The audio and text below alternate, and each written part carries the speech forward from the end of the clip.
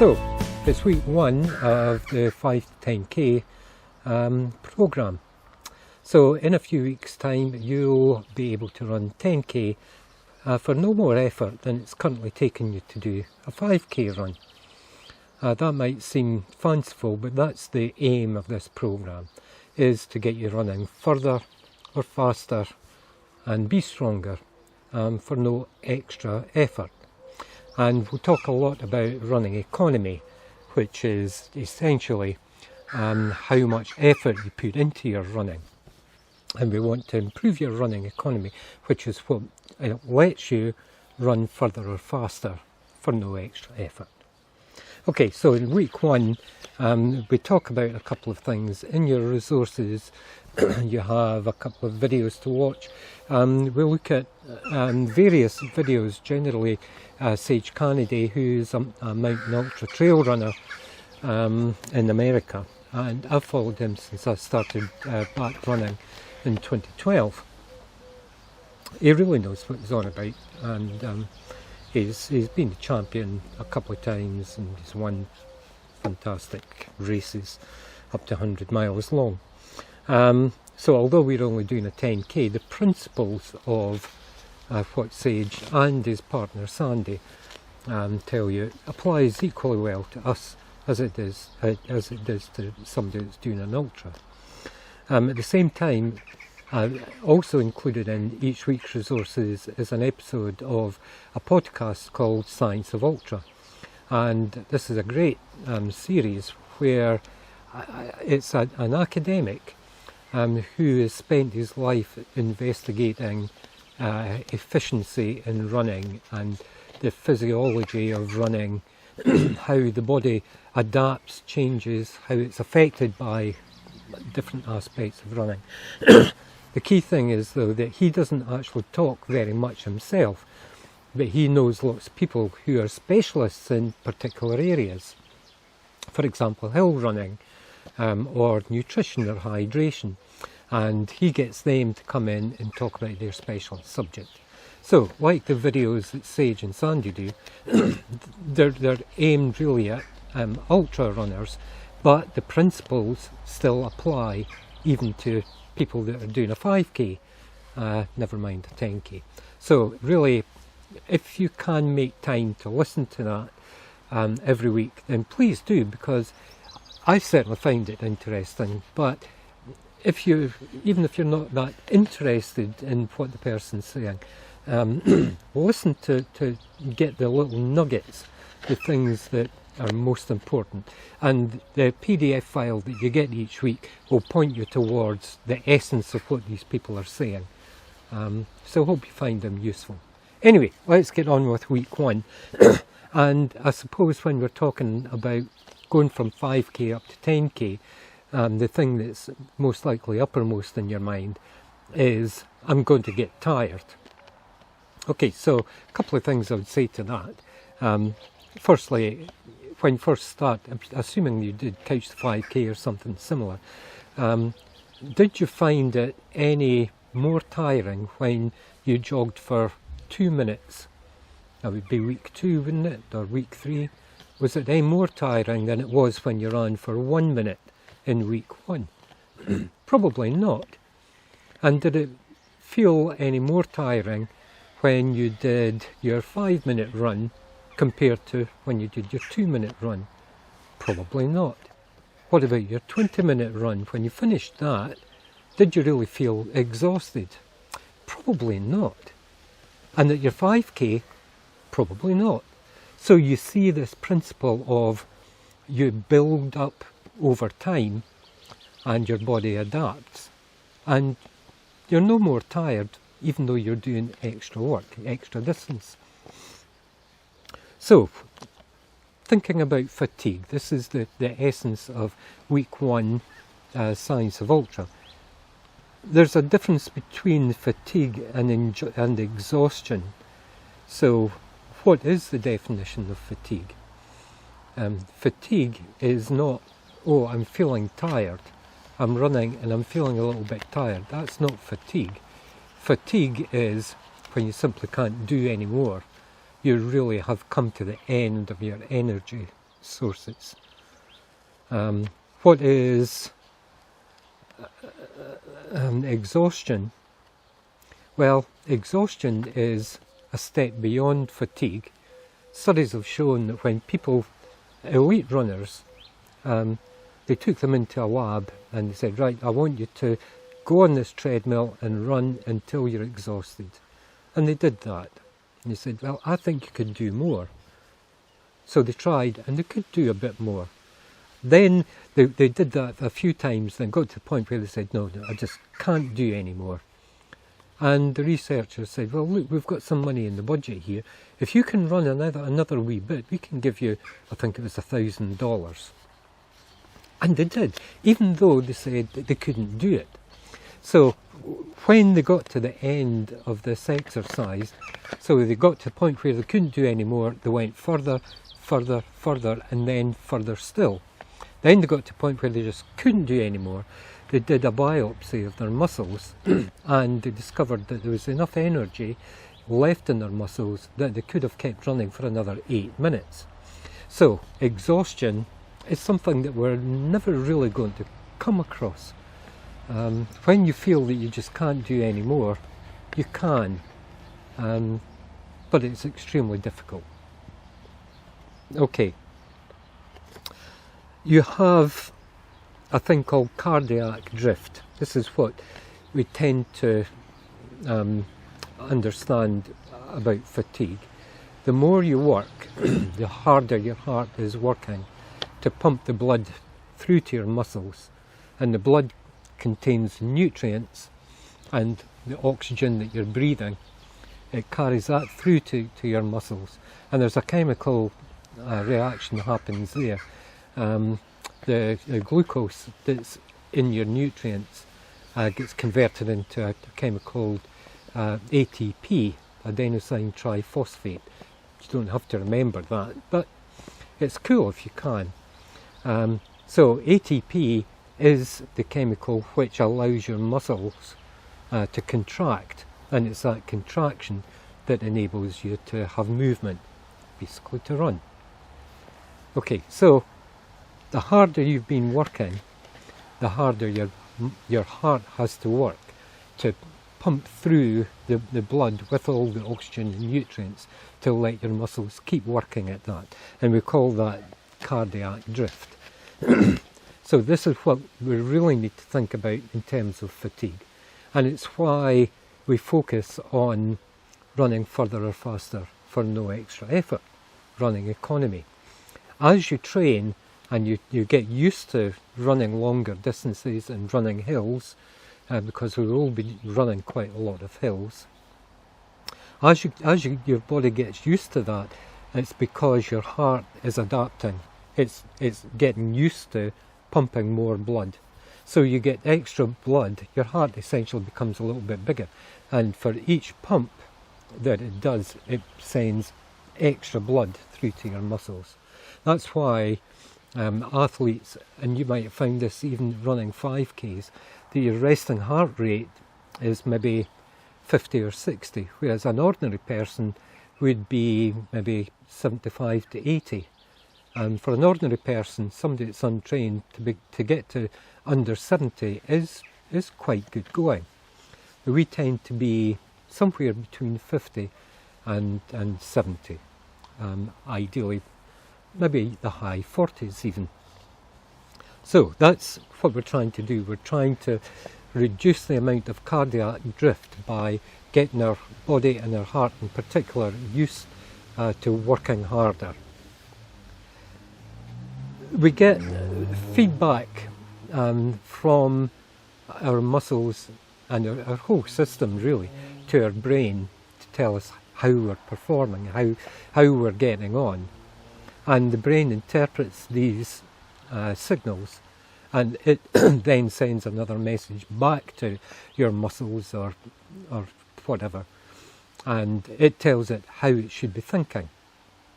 So in essence, what that means is that when you're getting towards the end of a run and your legs feel tired, it's not that your legs feel tired and they send a message to your brain to say, I'm feeling tired. we need to slow down.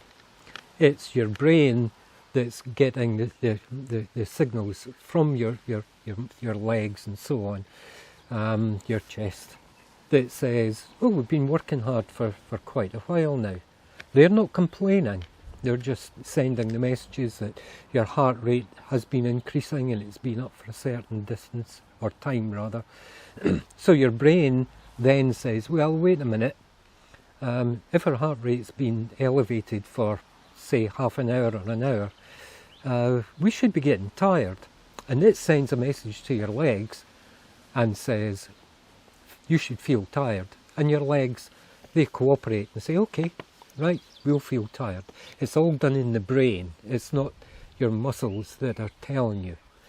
There is a way that your muscles can tell you when you're working very hard, and that is when your muscles burn the glucose using the oxygen that you're breathing in, then it, like a car with a petrol or diesel engine, it has an exhaust pipe, and after the petrol or diesel is burned, petrol gets the burnt fumes get sent out the exhaust pipe. So your muscles work in much the same way. They burn the glucose using the oxygen that you're breathing in to allow your muscles to do this contraction.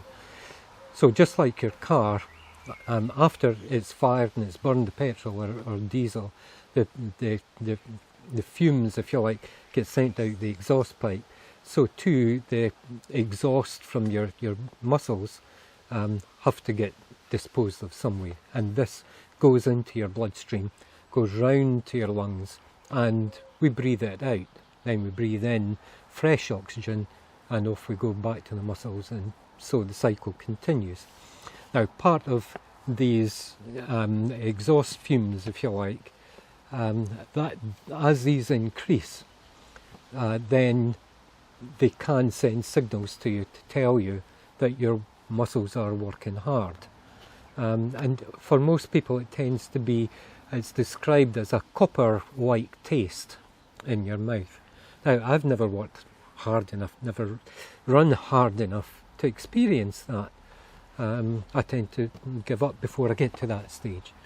But that's one of the ways that your muscles can tell you that you're working hard. Okay, the 3 or 4 most important things that we can do to stave off fatigue or exhaustion. Have a listen to the Science of Ultra. Right at the very end of each Science of Ultra episode, the host asks the guest what would be 2 or 3 or 3 or 4 pointers that you would give to the person listening to this that will help them implement the outcomes of the research that you've been doing. So even if you don't listen to the whole of the podcast, skip forward until you get to the end and get these little nuggets. So if you go there for this week's Science of Ultra podcast, you will find 3 or 4 important actions that you can take right now without having done any extra training, without having even started to 5 to 10k. 3 or 4 actions that you can take today that will help you to stave off fatigue and ultimately exhaustion. Good. Okay, second thing we wanted to talk about is the videos about running economy and running form that Sage and Sandy have done. And there's 5 things that they will point to. First one is cadence. Cadence is the number of steps that you take every minute. And there used to be a kind of a well-known metric. 170 steps per minute is what kind of well-trained and elite runners, that's the number of steps that they take. And it was inferred from that that was the optimal number of steps per minute you should use. And they would tell you, in fact, I was just reading Paula Radcliffe's book this morning, and it was saying aim for 170 steps per minute. But more recent research, which you'll come across in the Science of Ultra, has kind of disproved that. Now, they say that, like a lot of things that we'll come across, if you want to be an elite runner, then yes, this is something that will happen. Your cadence will settle round about this 170 to 180 steps per minute. But if you're a recreational runner or a midfield runner, forget about it. You don't have to worry about cadence.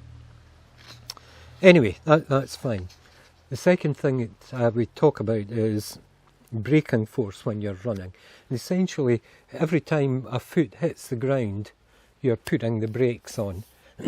Now, your style of running, your footfall, can have quite a big impact on this, no pun intended. If you run on your forefoot, then you don't have any real braking. If you land on your midfoot, you don't really have very much braking. If you land on your heel though, and it's what you might have heard people call heel striking, then every time your heel hits the ground, you are putting the brakes on. And worse than that, you're sending a shock.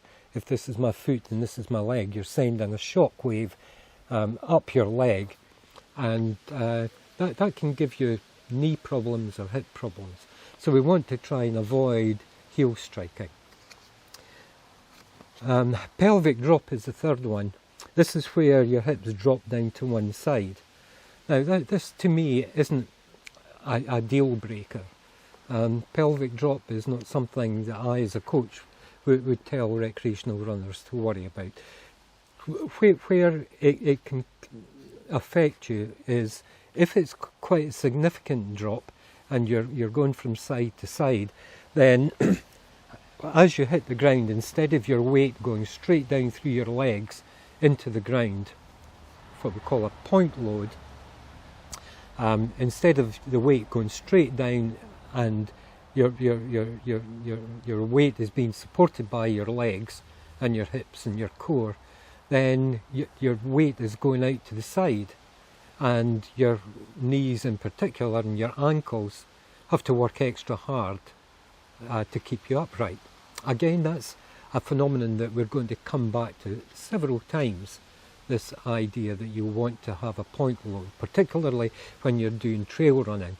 You want to keep your weight above the point where your feet are landing, and that way you're going to be stable. So apart from reducing possible injuries, you're going to be more stable. Number 4 is rotation. So you sometimes see runners, when they're running along, their arms go side to side and your trunk goes side to side. Now this is an essential part of running. Again, old style coaching would say your arms, and I used to teach this as well, your arms have to go straight back and forward. You've got to eliminate rotation.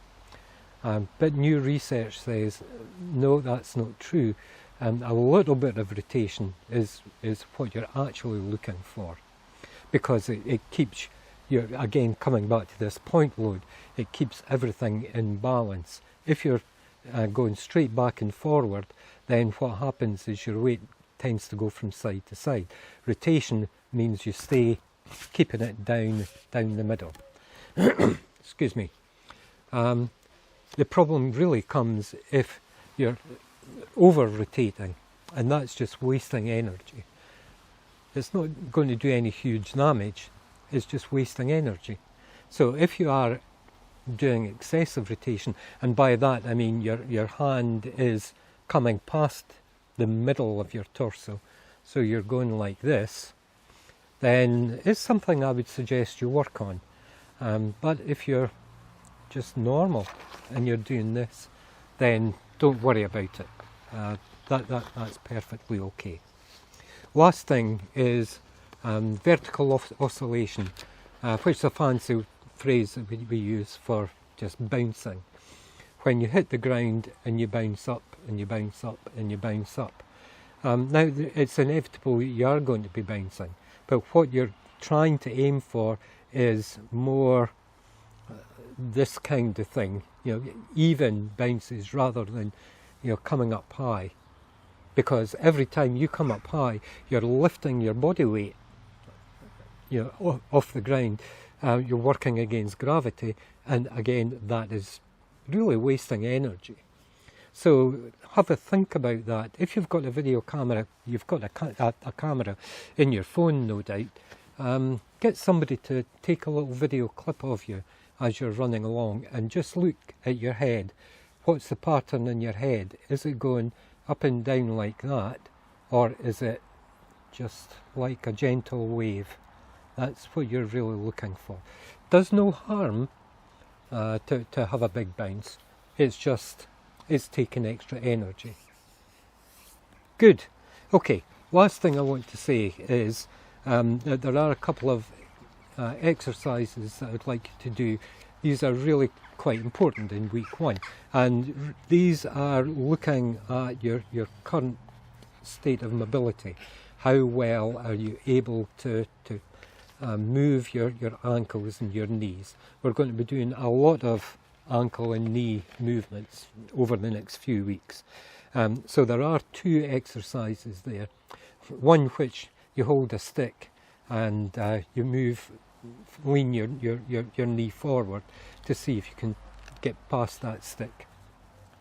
The other one is against the wall, and you want to see how close to the wall that you can get, or to the stick if you want to use the stick again. So it's hard for me to explain that by talking about it. If you go to your resources for week 1, there are links to, or there is a link to a video where a physiotherapist takes you through exactly what to do. So it doesn't take long, it takes 5 minutes at most. Take you longer to find a stick than it will to actually do the exercise. And take a note of how well you can perform, and that will give you an idea of whether you need to do some additional flexibility exercises. In general, you will. We do tend to be quite tight, and if you do need that, then I can give you some exercises that will help to improve your mobility. So there we go. That is your coaching for week 1. We'll look forward to having a nice run. We assume that you haven't been doing very much running in the last few weeks. If you have, then so much the better. It just gives us a nice easy base for week 1, and then next week we can maybe start to build up a little bit. Okay, so enjoy week 1, and we'll see you out on the trails.